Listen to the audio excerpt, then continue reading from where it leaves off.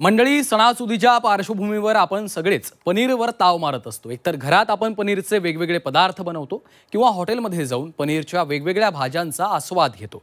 मात्र तुम्ही जे पनीर खाताय ते खरंच शुद्ध आहे का? तुम्ही खात असलेल्या पनीरमध्ये भेसळ देखील असू शकते। पाहूयात।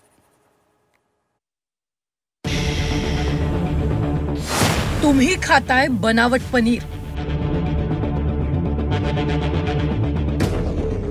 तुमच्या ताटात पनीर की तेलाचा गोळा? बोगस पनीर खाल तर आजारी पडाल।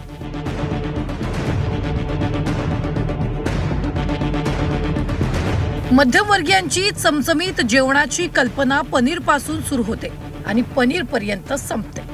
मटर पनीर, पनीर अंगारा, पनीर लाजवाब, पनीर लबाबदार, पालक पनीर, पनीर टिक्का अशी न संपणारी पनीरच्या पदार्थांची यादी आपल्याला हॉटेलमध्ये पाहायला मिळते।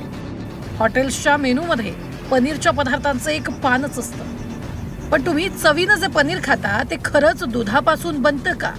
हा आता संशोधनाचा विषय झालाय। कारण गेल्या काही दिवसांपासून बनावट पनीर विक्रीचा सुळसुळाट झालाय। जाणकारांच्या मते दूध डेअरीमध्ये जेवढं पनीर तयार होतं त्यापेक्षाही जास्त पनीरचा पुरवठा बाजारात होतोय।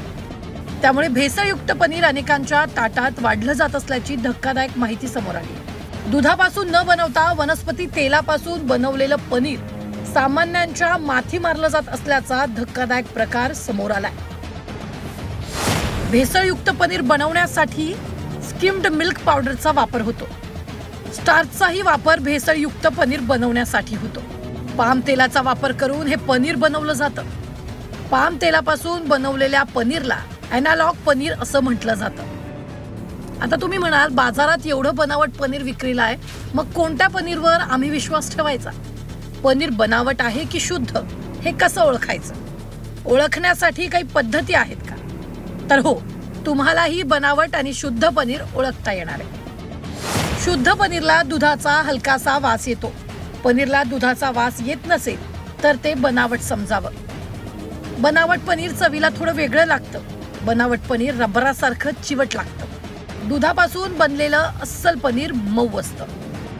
पनीर बनवण्यासाठी मोठा खर्च येतो, मात्र तरीही आपल्याला मार्केटमध्ये स्वस्त पनीर सहज उपलब्ध होतं आणि ते पनीर आपण घेऊन खातो।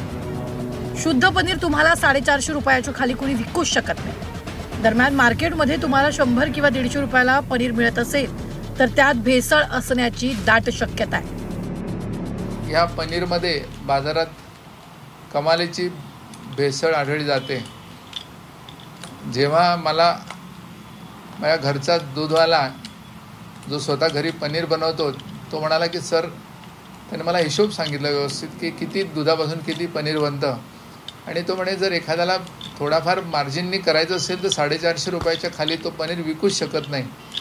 तेव्हा मला लक्षात आलं की बाजारात 150 आणि 200 रुपयाचं किंवा पनीर जेव्हा मिळतं ते तुम्हाला सर्रास फसवलं जातं, कारण त्याची मार्केट प्रोडक्शन कॉस्टच इतकी जास्त असते की ते त्या माणसाला 450 रुपये खाली जर जेन्युइन खरं पनीर असेल ते मिळणार नाही। पुढच्या महिन्यात दसरा आणि दिवाळी आहे, त्यामुळे प्रत्येकाच्या घरात दूध, दही, ताक, तूप, लोणी आणि त्यात प्रामुख्यानं पनीर देखील असतंच।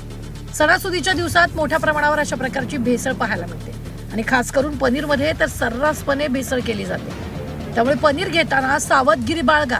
कोणी स्वस्त पनीर देत असेल तर घेताना 10 वेळा विचार करा। ज्याला पनीर मधली शुद्धता ओळखता येत असेल त्याच्या हातानंच पनीर घ्या आणि आपल्यासह आपल्या कुटुंबाला भेसळयुक्त पनीर खाण्यापासून वाचवा। योगेश खरे, झी 24 तास, नाशिक।